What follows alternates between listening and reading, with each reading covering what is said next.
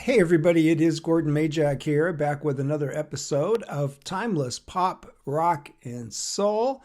And today was one of those mornings that I just love. And that is because I woke up this morning and the first song that popped into my head, I knew immediately that was the one that I needed to play today, and I couldn't wait to get to it. Now, this is an artist here. We're going to go back to the 80s. We've sort of been hanging out in the 80s a little bit here. We had that great song by the Cars, a couple videos back there for the song Drive. I love that one. What a great ballad. And then we had some Rick Ocasek, or is it Rick Ocasek? I'm not sure. Of the Cars himself doing his great solo tune, Emotion in Motion. So I've sort of been in an 80s vibe. And yeah, this morning the muse paid me a visit and said, let's stay in the 80s and get to another one of my stone cold favorites. And this is an artist that I actually did a reaction to my very favorite song, my number one favorite song by this artist. I did a reaction way back in the old days of the channel when I was talking about some 80s stuff. And I was telling the story about all that great music that came out of the UK there in the early 80s as part of that new romantic movement. And at that time, I played a song for you, just a killer, one of my very favorite songs, not only of the 80s, but forever. And that, of course, was Boy George and Culture Club doing Time Clock of the Heart. And just mentioning the title of the song right now, I want to go hear that song. But that's not what we're here for, because we're here for this one. Another one of my favorite Boy George and Culture Club songs, and the one that just popped into my head this morning, and I was like, oh yeah, I was out on my walk, grooving to this one in my head, and I knew this was where I had to go. Now, this was October of 83 in the U.S. as a single for Boy George and the Culture Club. It was Church of the Poison Mind, but I actually remember this one a little bit earlier because I think it came out in the UK about 6 months previous to that, back in the spring of 83. And I know we were using this at AEI. I think we were using that import version, if I'm not mistaken. I'm not positive about that.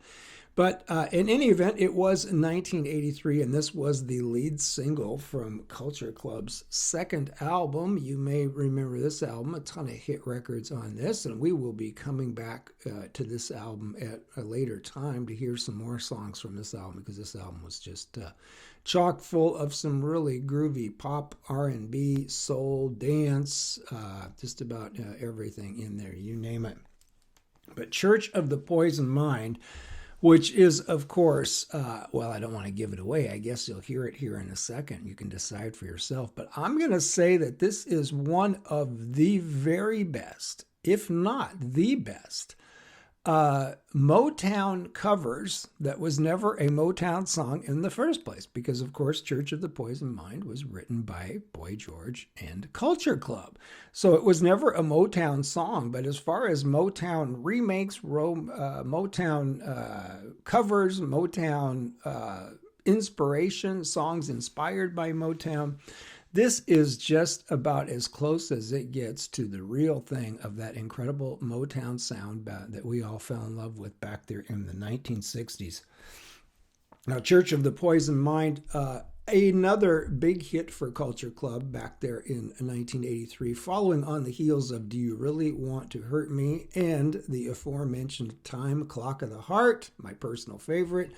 This was their third top 10 hit in a row for Boy George and Culture Club. Got up to number 10 on the pop chart, number 17 on the rock chart, so some crossover action there, and also number 2 over in the UK. So another huge hit record for Boy George and Culture Club. And like I say, were it not for Time Clock of the Heart, which is just embedded in me, this would be the one. This would be my next best favorite one. And let's give a shout out here. You guys are going to hit it in the comments. I already know. But how about these incredible, and they are incredible, incredible female vocals on this track, provided by who? That's right, the one and only, the great Helen Terry.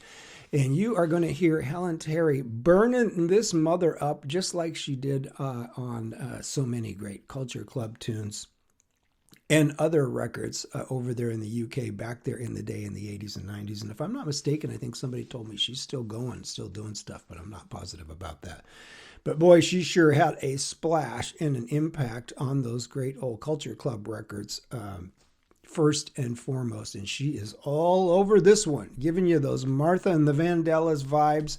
And of course, Boy George, just an ace at this stuff. He's got this blue-eyed soul stuff just down to an art. He was always so heavily inspired by the R&B and soul scene out of America, and therefore no surprise at all that he would come up with a song like this to give his personal tribute to Motown. And man, did they ever nail it.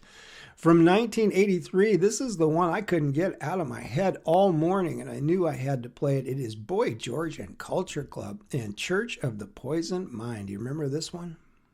Come on.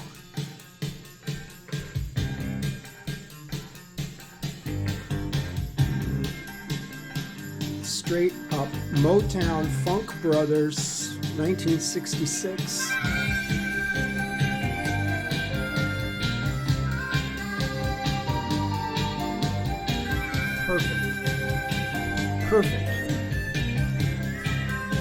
Perfect production.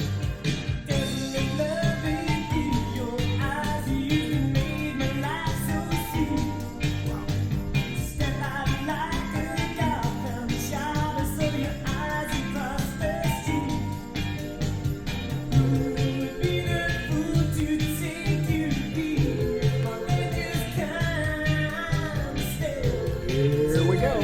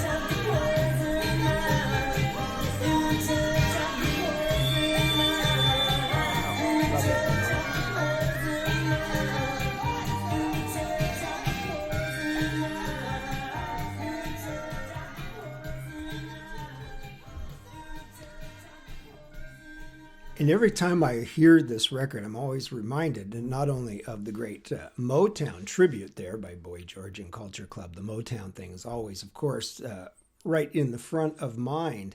But the other thing that's so cool is that unlike all that old Motown, this record being produced there in 1983 sounds like $1 million. It's not such a rough recording. like so many of those old classic Motown recordings, just pretty tough to listen to sometimes, even though the music, of course, is just off the charts. It's so great. But yeah, nice to hear some full fidelity there on this one from Boy George and Culture Club in 1983. And of course, like I said about that Motown angle, of course, there's been just a gazillion Motown tributes, Motown covers, Motown inspired songs over the years. And I know even going back into the 70s, there was some cool stuff that sounded exactly like Motown that wasn't actually Motown. So this song, of course, not the first time for that, but I really got to believe that this was one of the greats in terms of just nailing that sound dead on and really doing just a great tribute to their roots. Boy George and Culture Club. He sang the hell out of that thing, didn't he? Boy George never had any problem with the blue-eyed soul stuff, did he? He sang the hell out of that. And then you got Helen Terry, high and tight and wild in the background there on the Martha Reeves and the Vandellas and the Marvelettes, sort of that sound of those really raw and loose and soulful female vocals on the backgrounds. Always loved that as well. I think I had the 12-inch single of this because I was looking at this cover and I was going, okay, this looks exactly like the 12-inch single that I used to play at AEI. I think I had a 12-inch of this.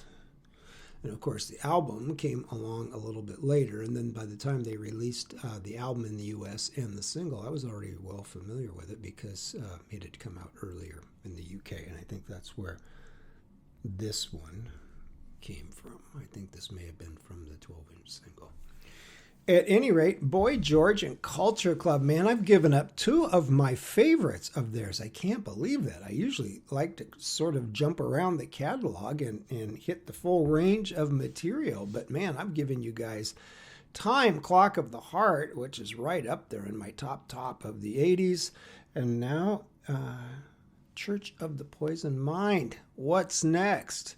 Well, since you asked, what's next is another absolute stone cold classic song from the 80s. And this was a little bit different. I knew about Boy George and Culture Club. I was already into them before Church of the Poison Mind came out there in 83. But this next one I'm going to do for you here in the next video, I knew the artist, wasn't really into them, and then they came out with something that just blew my mind. And I wasn't the only one. So I will see you in the next one, and you can find out what that is. And trust me, folks, it's a freaking classic. When you hear it all these years later, you'll go, oh my God, yeah, I forgot how cool that song was. Coming up in the next one, we're going to do a couple here from the 80s, hang out in the 80s for a little while, because then after that, I've got another one that's just, I'll see you then. Check it out for yourself. Good stuff.